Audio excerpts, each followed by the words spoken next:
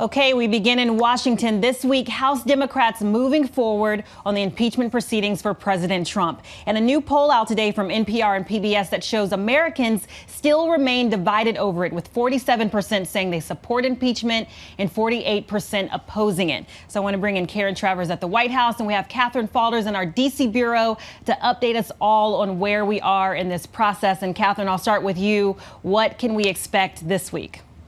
So this week we can expect tomorrow a bit of a procedural move, a 10 to 12 hour long hearing per se in the House Rules Committee, which will then determine how these articles of impeachment will be debated on the full House floor. Now on Wednesday we expect that full House vote, which will be two separate votes on each article of impeachment, and we're expecting that to pass. So those two things, Kimberly, is what we really can expect this week. All right. And Karen, I want to hear what the White House's response is, because the Democrats are still wanting Mick Mulvaney and John Bolton to testify as well. Yeah, this was an interesting plan put forward by Senate Minority Leader Chuck Schumer, saying that Democrats want to bring forward some witnesses that did not testify during the House process. And that would include the acting chief of staff, Mick Mulvaney, the former national security advisor here, John Bolton, and some of their top aides.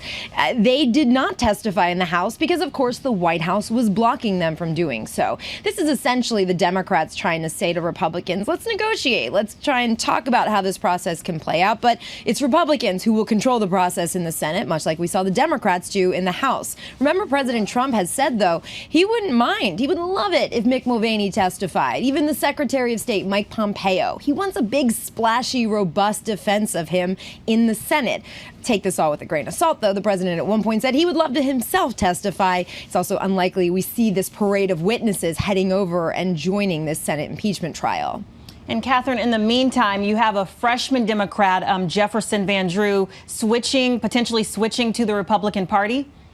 Yeah, so this announcement definitely shows the challenging calculus that some moderate House Democrats are facing when it comes to this vote, especially those in these moderate Democrats with a significant amount of Trump supporters in their districts who are up for re-election. Some Democrats are worrying this vote could backfire on them in November 2020. But this shift, does this really make a difference? Republicans are arguing, yes, it could, and that it's tearing down the Democrats' case for impeachment here. But the Democrats, they're insistent that they have these votes for the Wednesday vote, Kimberly, but the folks we will be watching out for are those moderate Democrats. The one other thing, though, to watch for this week is the House still needs to pick these House impeachment managers. They're the ones who are going to present the House case against the president in the Senate. We could expect those to come this week as well. All right. We have Catherine Faulders right there in our D.C. bureau and Karen Travers at the White House. Thank you guys for the updates. We appreciate it. And now we're going to move to the race for the White House. The spotlight today on Michael Bloomberg and new details of allegations of sexism. The billionaire accused of making crude remarks toward women at his company, and his company the target of 3 ongoing lawsuits by former female employees. So our chief national correspondent, Tom Yamas, has more. Tom? This is a booklet we believe has never been seen on TV and one any presidential candidate would not want out there. It's called The Portable Bloomberg, The Wit and Wisdom of Michael Bloomberg. This is an original copy, and it's a collection of his quotes put together by a top staffer back in the 1990s. Now, Bloomberg says he doesn't remember making the comments inside this booklet, but what we found was that the quotes inside here echo what's inside lawsuits we also discovered that accused Michael Bloomberg of sexist remarks and fostering a company culture that degraded women then and now. In the 1990s, as Michael Bloomberg's company was taking off, one of his regional sales managers, Sakiko Sakai's career at Bloomberg was about to end. The tipping point came, she says, when Sakai told her boss, Michael Bloomberg, she was pregnant. She thought he would be pleased that she was pregnant. She said that to him, and he said to her, "Kill it." In her lawsuit, Sakai, who resigned soon after her child was born, alleges that she understood the statement of Michael Bloomberg to mean that I should have an abortion to keep my job. When the remark first surfaced in the late 1990s, Bloomberg strongly denied saying it. But there are allegations of other disturbing remarks. In an interview with the New York State Division of Human Rights, Sakai alleges Bloomberg told her, "If you look like that, I would do you in a second," gesturing to another woman. Another time saying, "Your expletive looks huge in that new dress." That case also includes an allegation that Bloomberg told a group of female employees he wanted to perform a sex act on actress Sharon Stone. If Mr. Bloomberg is running for president, I think the public needs to know what actually happened in his business. One of Sakai's lawyers told us she can't discuss this period. Her case settled, and she signed a confidentiality agreement. Bonnie Josephs first represented Sakai when she sued Michael Bloomberg and his company. Joseph says she interviewed a dozen employees at the time who described a sexist atmosphere full of raunchy behavior. At the Christmas parties or other kinds of parties, the male employees sometimes put plastic breasts on them, which squirted water from the nipples of the plastic breasts. The allegations echo what's found inside this booklet from 1990, The Portable Bloomberg, which has dogged the presidential candidate for decades. In it, Bloomberg is quoted as saying, if women wanted to be appreciated for their brains, they'd go to the library instead of to Bloomingdale's. I know for a fact that any self-respecting woman who walks past a construction site, doesn't get a whistle, will turn around and walk past again and again until she does get one. I want an expletive from Jane Fonda. Have you seen Jane Fonda? Not bad for 50. Just yesterday, ABC News questioned Bloomberg about these allegations. Do you think you've made any mistakes in the way that you treated female employees at your company? I don't. Not everybody's happy, but we have an enviable record of treating people the same in terms of compensation and promotions and authority.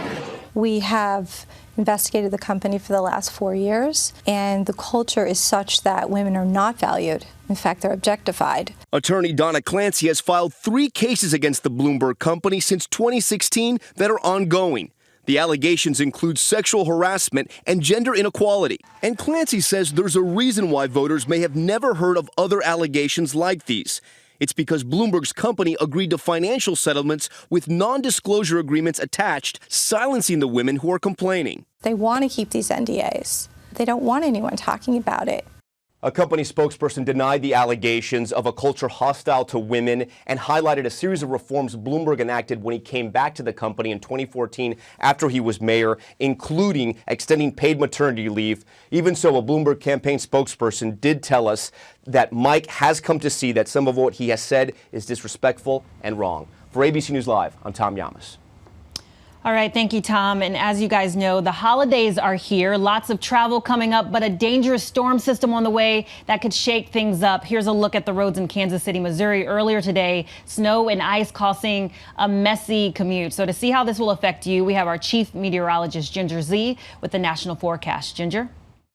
Kimberly, happy Monday to you. How about we get into this forecast? It is a wintry mess for so many people, and it's only going to get worse. Watch this. So Missouri State Highway Patrol tells ABC News that they've had at least 550 weather-related crashes just this weekend. And now this is just kind of hit one because this low is going to come up. You'll see there's trouble this morning all the way through Indiana, and we've seen some of the roads have problems.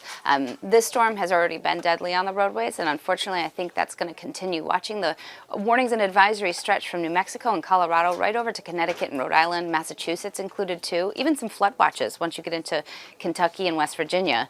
It's all along this warm front where that freezing rain will start to pile up, and that's really the pink line, so keep an eye on that. And Indianapolis, by the way, tonight could end up with 5 to 9 inches of snow from this. The severe storms part of it going to bring you a potential tornado or even damaging winds. So Louisiana, Mississippi, and Alabama all need to be on alert today and have those the weather ready, because really from the Sabine Valley is where it kind of starts out, and then it moves over through, say, Jackson, Mississippi later this afternoon.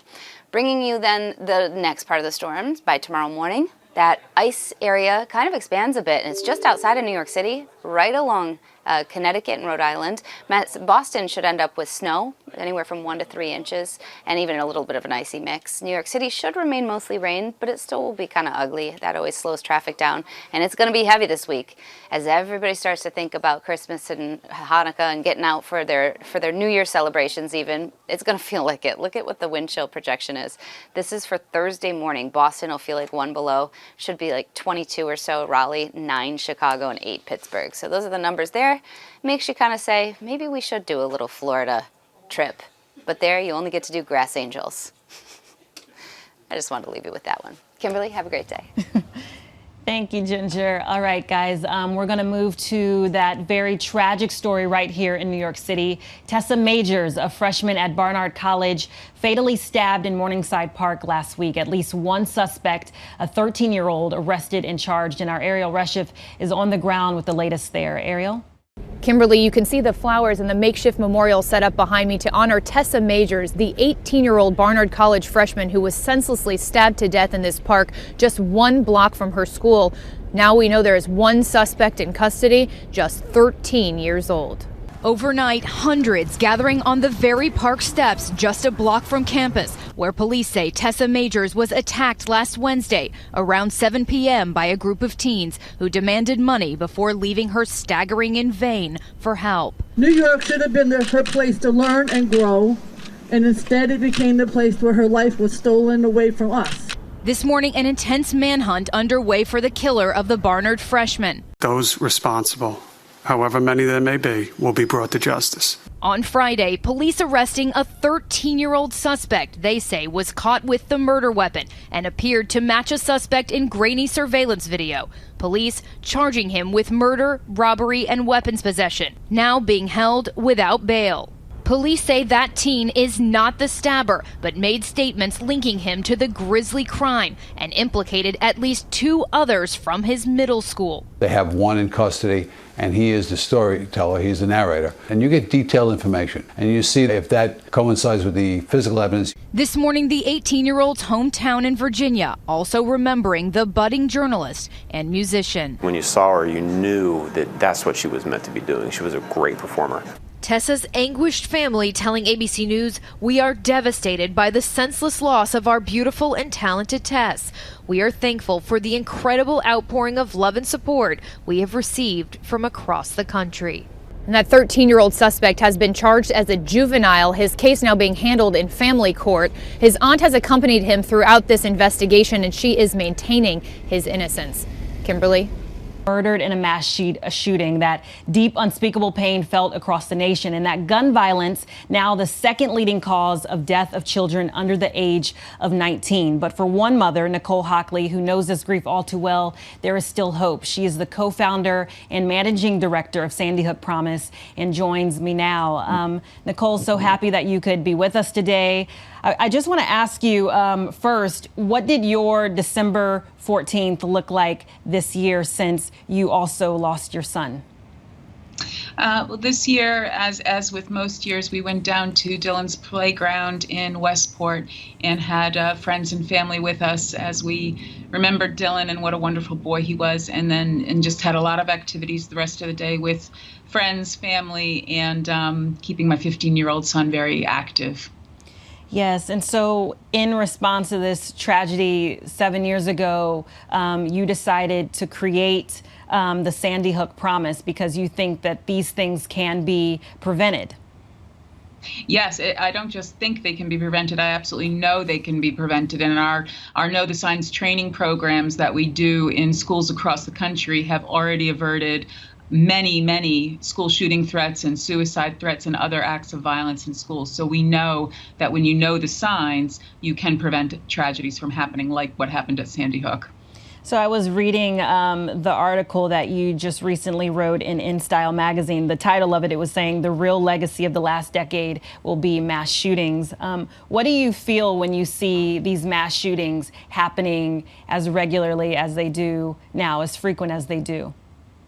It's just so heartbreaking that they're continuing, especially when we know that they are preventable and there is a way to stop them. There's many ways to stop them, including early prevention as well as tactical strategies around imminent danger. So the fact that they continue to happen in schools and in churches and in malls and concerts is just so heartbreaking, because we know that all these communities and families don't have to be going through the grief that we suffer here at Sandy Hook every day. And I just wish that we could accelerate the change so that we're keeping our kids safe. Yeah, and when you talk about know the signs, what should people be looking for? You have this program that basically empowers people to protect themselves. What should people be doing? there's multiple signs to be looking for, and it includes everything from someone who is chronically socially isolated or bullied all the way up to someone who is obsessing about previous shootings or bragging about access to weapons or recruiting others to join in an attack, someone who doesn't know how to manage their emotions or how to resolve conflicts. There's a lot of different signs, all available on our website, sandyhookpromise.org, that people can learn about so that they can help someone before they pick up any sort of weapon to hurt themselves or someone else. All right, Nicole Hockley, we appreciate you being with us today. We thank you for your time. And guys, for a bit of light from this tragic story, over the weekend, 7 years to the day, the Newtown High School Nighthawks football team won their state championship, ending the season undefeated. You see it there, so that's amazing.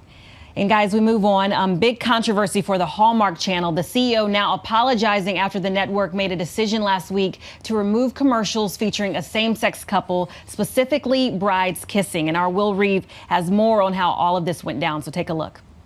Do you think Zola could have made planning your perfect wedding easier? We do. This morning, after igniting a controversy by pulling ads from wedding planning website Zola featuring a same-sex couple kissing at their wedding, the Hallmark Channel is reversing course, now open to putting the commercials back on the air.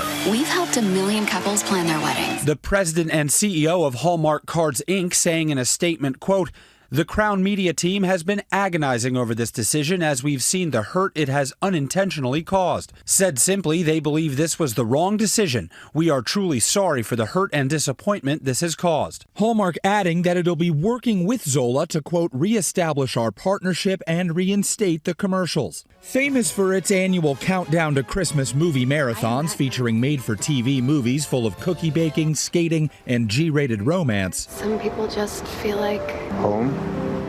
The Hallmark Channel came under fire after pulling the ads in question in response to complaints from a conservative advocacy group. Hallmark's parent company, Crown Media, explained their initial decision to ABC News, claiming the debate surrounding these commercials on all sides was distracting from the purpose of our network, which is to provide entertainment value. Backlash was swift and viral, the hashtag Boycott Hallmark Channel trending on Twitter, with celebrities such as Ellen DeGeneres tweeting, "Isn't it almost 2020? What are you thinking? Please explain. We're all ears." GLAAD responding, Hallmark Channel's decision to remove LGBTQ families in such a blatant way is discriminatory and especially hypocritical, coming from a network that claims to present family programming. Saturday Night Live even jabbing at the controversy this weekend.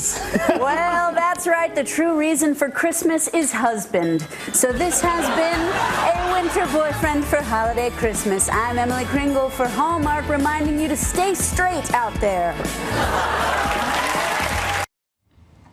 All right, and for more on this conversation, I'm joined by Sarah Kate Ellis, the president and CEO of GLAAD, the world's largest LGBTQ media advocacy organization. So I'm really happy you're with us here because I want to ask you, what did you think of the reversal and the message that sends to the community? That's the most important thing. Yeah. The message that sends to the community is that we do matter, that we aren't second-class citizens, that our marriages are important. They're legal in this country, so why shouldn't they be shown on television? Especially for someone like me who has a wife and we have 10-year-old twins. Yeah. So I was trying to take my kids through this controversy and explain to them what this means because it devalues their family. Absolutely. So it was a very positive message. I'm glad that they did it quickly. It needed to be done quickly and swiftly, and a true apology needed to be issued. Which came from the CEO, Mike Perry, and he said that in his statement, he said Hallmark will be working with GLAAD. So what I want to ask you is, what does that work look like specifically? So GLAAD does work. We work with Fortune 500 companies and content creators across America, across the globe, honestly. And we consult with them. We help them get it right from a representation. Fair and accurate representation is what we're looking for and what we expect. And so we'll help them. We helped P&G with commercials that they just created that are LGBTQ inclusive. We've helped television shows represent the community properly. And so we talk to them and work it through. We'll hold them accountable as well. So Hallmark did have a positive track record on LGBTQ representation prior to this. So when this happened, it was really concerning and shocking, honestly. They were moving in the right direction. They had just issued a statement at the beginning of the holiday season saying that they were going to be more inclusive of LGBTQ families. And so this was a real surprise when this happened, actually. Yep. So the work is happening. It's collaborative. Yes. Yeah. So what I want to ask you is because I want to ask you about the report that GLAAD does, because you just published your 2019 report. Do you guys do this every year? It's called Where We Are on TV. Yes. So every year we look at representation on broadcast and streaming, and where the LGBTQ community is on that. And so our measure for that is fair and accurate. It doesn't have to be positive. There are sad stories as well. But we want to make sure that there is a quality and a quantity to that representation. And so this past year, we had issued a challenge to content creators to get 10% on broadcast of LGBTQ representation, and they met that challenge in a year. So we were really excited about that. When you look at Gen Z, this upcoming generation, nearly 40% identify as LGBTQ+. So we've raised the challenge to content creators across broadcast and streaming to get to 20% representation. Wow. Yeah, so we're really excited with that. We're here to help do that too. And you can tell there is a market for this, for our storytelling, for the stories of LGBTQ people. People like hearing about our stories, learning about us. And we know as GLAAD that people across America who might not know LGBTQ people will meet them on TV or on their device when they're streaming content. It's amazing. Yeah. It's amazing work. I'm happy you were here to have this conversation. Thanks. Sarah Kate Ellis, President and CEO of GLAAD. Thank you so much. Thanks for having me. Absolutely. And guys, speaking of representation, it's important for all media platforms and all industries and spaces, including Broadway. So a few weeks back, I saw the Broadway show Slave Play. I don't know if you've heard about it, but I won't give you spoilers, but it was one of the most provocative works I've ever seen on stage, the type that makes you uncomfortable and wanting to have a conversation to process it all. So I sat down with the playwright, Jeremy O'Harris. He's just 30 years old, but he's a brilliant mind and unapologetically Black, queer, and free. So take a look. I definitely knew that people were going to have like a lot of different reactions to it, but I think when I was writing the play, I literally was writing it for people who I thought were in a sort of a very specific community in New York, and that's like the avant-garde, like theater tradition and community. So like, you know, the things, the ideas inside of the play, I thought the thing that would like be rattling inside of that space would be like formal shifts, right? Like I was like, oh, they're gonna really love the fact that like this play engages with theory and character, and not just like character or theory. It's like putting them both together. And so when it made its way, not just in these weird little boxes where 80 people can watch a play a night, and into a theater where there were 200 people a night, into a theater where there were 804 people a night, I was like, wait, what? Yes. And people are still vibing with it. And like, now I have to contend with so many differing like histories coming in contact with the play. Yeah. And some people who have an understanding of like the history of the avant-garde, some people who have no understanding of it, and some people who just like have seen a lot of things and have never seen anything like this. Okay, let's break it down though, because this play explores race and relationships. I've seen it, so I know what it's about, but I want you to summarize it in your own words. If someone has never seen this, yes, how would you summarize this play? I don't tell people what it's about. Just give us like if you're gonna keep the secret, Yeah. but give an overarching idea of what someone might experience, what would you say? I would say the play is called Slave Play. Yes. It is a slave play. There is a history of plays about slaves. This is my version of that. Yes. I think that's what I tell people. I would also say, come excited to have an open mind. Stay for the first 40 minutes and see what happens. If you want to leave after 40 minutes, you totally can. Reminder, there's no intermission, There is so no leaving after 40 minutes would be rude. No, it wouldn't be. There are people who leave after 5 minutes, 10 minutes, 60 minutes. People who leave all sorts of times. And I never get offended because I'm just like, go off. My audience was primarily white, but you did have a show where it was all black people in the audience. Yeah. And what was that about? Why did you want that experience? The thing that's fraught about Broadway is that unless you're doing something like the Tina Turner musical or Ain't Too Proud, like the chances of you having a primarily black audience for a play are slim to none. Yeah. Like even if you go to August Wilson, like, you know, Lorraine Hansberry, all these great playwrights, the theater was set up to not invite black people. That goes all the way back to Jim Crow. Like literally there were like different doors for us. So why would we go back there? Right. So my thing was that I wanted to have a radical invitation to black audiences to tell them, you're invited to my theater. He's amazing. If you're in New York, you should see it. That's all I'm going to say. Guys, continue to take care of yourselves. And if you're around, you can stick around for the briefing room at 3:30 p.m. Then you can check out World News Prime at 8 p.m. And if you want to stay updated on all of these headlines, you can go to abcnews.com or download the app. I will see you tomorrow. Have a good day.